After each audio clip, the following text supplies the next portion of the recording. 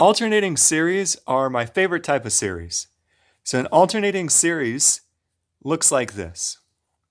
A0 minus A1 plus A2 minus A3, and so on. So the plus or minus signs flip-flop. They alternate from positive to negative, flip-flop like that. If you'd like, you could write this in sigma notation. This is the sum of terms minus 1 to the n an. And I'm going to say that the terms actually have to be positive, because if you'd allow negative terms, then maybe they can cancel out with the negative sign and the signs would not actually flip-flop. So I'm going to say that the terms are positive to actually get positive, negative, and so on. So for example, 1 minus 1/2 plus 1/3 minus 1/4 plus, and so on. This is an alternating series. The signs flip-flop. You can write it, if you'd like, in sigma notation as the sum going from 1 to infinity of minus 1 to the n plus 1 over n. You'll notice this time I have minus 1 to the n plus 1 power. That's because my sum starts at 1, and I'd like the first term to be positive. So if I plug in 1, I get minus 1 squared, giving me the first positive term. So there's an example of an alternating series. Now you could also say the alternating series is a series where I start with negative. So it's okay to start with a negative and go negative, positive, but the key, the signs have to flip-flop. So the reason that this is such a nice series is because it's easy to decide whether or not an alternating series converges. You don't need a fancy test like the root test or the ratio test. It's a really simple way to decide if your sum converges. Here, let me write it down. So theorem. If your terms are positive, decreasing, and if the limit of the terms is 0, then the sum that alternates converges.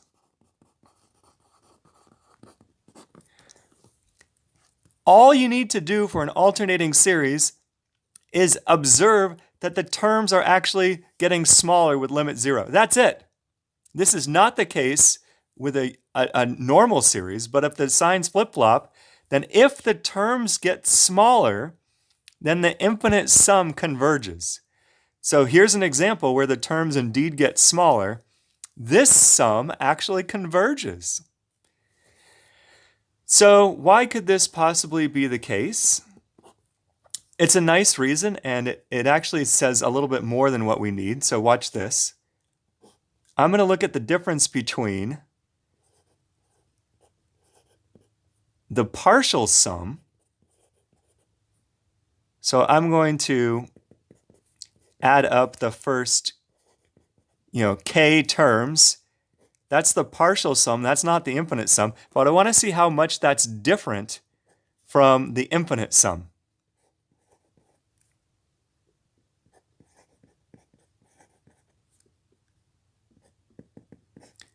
So here's my infinite sum, and here's the partial sum where I just add up to the kth term. Well, if I take away the first k terms here from the infinite sum, I'm going to be left with ak minus ak plus 1 plus, I take away that term as well. So ak plus 1 minus ak plus 2, ak plus 3 minus ak plus 4, and so on. So I take away the first k terms, I'm left with the k plus 1 term and beyond. Well, this is a nice algebra trick. Watch this. So I'm going to write the ak plus 1 term down, and then I'm going to subtract the next two terms together. So I'm going to subtract AK plus 2 minus AK plus 3. Then I'm going to subtract AK plus 4 minus AK plus 5, and so on. So I'm going to keep subtracting pairs. You can see I didn't really change anything because if you distribute the minus sign back in, you still get the flip-flopping signs. But the reason that I wanted to group pairs like this is because AN is decreasing. That means the numbers themselves are getting smaller, meaning that this parentheses is actually positive. The terms are getting smaller, so the k plus 2 term is bigger than the k plus 3 term. So that's a positive number. This is also positive. In fact, all the pairs of parentheses are all positive. So I have my initial term, AK plus 1, and then I'm subtracting away positive things from that first term. So that means this has got to be less than or equal to the absolute value of k plus 1. Well, AK plus 1 is positive, so I guess I don't really need the absolute values. So I could write AK plus 1. So what have I done here? I have just showed that the difference between the partial sum and the entire sum is AK plus 1. Now, because the limit of the terms goes to 0, this gets smaller and smaller and smaller. That means the difference between my partial sum and the rest of the series, like the whole infinite back of the tail end, the whole infinite list of the back end of the series, goes to 0. That means the series converges. So this means since the terms AK plus 1, have limit 0,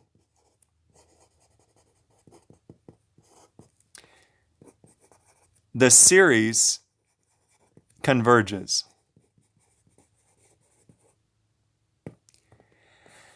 Moreover, I get a bonus fact. Here, let me write this down. Bonus fact: the difference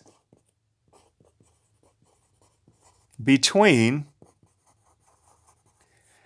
my partial sum, so let me write down the sum n going from 0 to k, minus 1 to the NaN. That's only part of the sum, not the infinite list, a finite sum. The difference between this and the infinite sum is at most AK plus 1. So not only does this tell me that the sum converges if the terms get smaller, but it also allows me to get a really good estimate of my infinite sum by only adding up to a finite number of terms. Here, let's see an example. So let's do a couple of examples of this. So here's an example.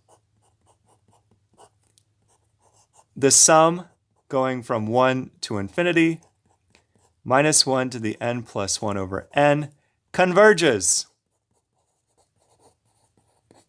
It converges because the terms get smaller and smaller. This was the example I just had on the page a minute ago. But what is it? It converges to a number that is approximately, let's see here, approximately 1 minus 1/2 plus 1/3 minus 1/4. And I'm going to stop, period. Period. That's approximately what the whole infinite sum is. This is at most 1/5 away from the actual sum. So if I add up all the numbers, an infinite number of numbers, it would be 1/5 away from this value right here. This is way easier than what we were doing in the beginning of the quarter when we had to approximate a Taylor series using Taylor's inequality, the M and all that business. If you have an alternating series, approximations are much, much easier. Here, let's do another example. Let's approximate the infinite sum going from 0 to infinity of minus 1 to the n over n factorial. Let's do it to within 1 over 100th of the true value. Okay, so here's my answer to this example. I know this sum converges. Why? Well, there's a couple of reasons, but I could use the alternating series test and see that the terms are flip-flopping between positive and negative, and they get smaller with limit 0. So the alternating series test tells me it converges. Furthermore, I can approximate this value really, really well just by adding together the first few terms. So it is approximately, let's see here. If I plug in n equals 0, I get 1 over 0 factorial, which is 1. If I plug in n equals 1, I get 1 over 1 factorial, plus 1 over 2 factorial, minus 1 over 3 factorial, plus 1 over 4 factorial. And I'm going to stop there. So I'm just going to add together these numbers. I guess 1 minus 1, those cancel. This part right here is my approximation. And I know that this is within 1 over 5 factorial of the actual value. Now, 1 over 5 factorial is 1 over 5 times 4 times 3 times 2. And I think that's 1 over 120 if you multiplied it out. That means my error in this approximation is less than 1 over 120, which is within my value I said was an acceptable error. So that's all there is to it. To approximate an alternating series, all you have to do is just write down a bunch of the terms, and you instantly get an error estimate within the next term you would have written down. Here, one final example. How about let's approximate the alternating sum, n starting from 1 on, minus 1 to the n plus 1 over the square root of n. Let's approximate that to within 1/10 of the true value. Okay, again, this is a convergent series. Why? All you got to check for an alternating series is if the terms get smaller and have limit 0. These do. So by alternating series test, this converges. So my answer is, it is approximately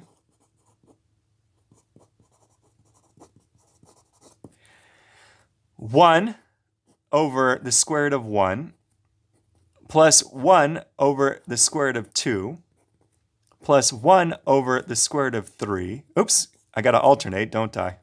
Minus, it's alternating series. Let's see here. If n is equal to 4, I get negative 1 to the 5 power, which is negative, so 1 over the square root of 4. And I have to keep adding terms together until I land within 1/10 of the true value. Now, if you think about this for a second, 1/10 is going to be hit for the first time when I get up to 100. So I'm going to keep adding and subtracting terms, adding and subtracting, so minus, ... Then I'm going to get to the 100th term. I think the 100 term would have a negative in front. So negative 1 over the square root of 100. That actually gives me 10. for the first time, right? This is now 1/10, so I could stop. That's my approximation. This time I had to add together a bunch of terms to get close enough, but there, that's my approximation. This is within 1 over the square root of 101 of the true value.